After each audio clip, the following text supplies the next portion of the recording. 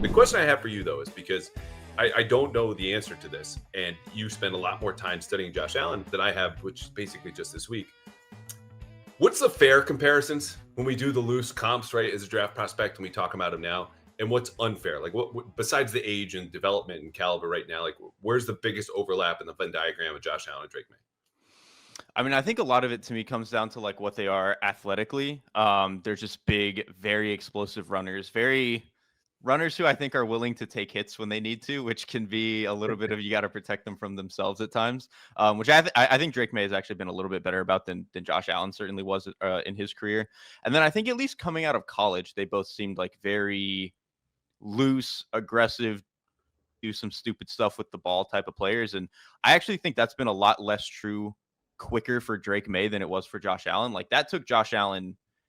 I mean, even when Josh Allen started to be good in year three, he still did a lot of that stuff. Yeah, And I think that took like 5 or 6 years for him to really get that out of his game. And I think Drake May, every now and then, you still see it at the very end of close games. Like obviously the Steelers game where he holds onto the ball a little bit too long, has a strip sack. He'll still do some of that, but he doesn't do a whole lot of that in like the middle of the second quarter, the way that I thought he might coming into the league. And so I think that that has been pretty huge for him. And then I would say the other point of comparison that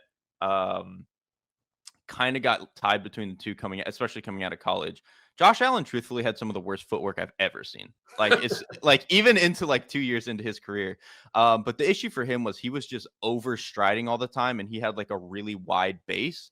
Drake May was kind of the opposite, where he always played really tight and like narrow, and that led to some issues for him. So with Drake May, because he ended up so tight, he would end up like kind of coming too high with his hand and throwing it to dirt. Josh Allen was the opposite. He'd overstride and then throw it too high. yeah. So there were a little bit of similarities there, but I really think that Drake May has taken to the don't do stupid stuff a lot faster than Josh Allen did.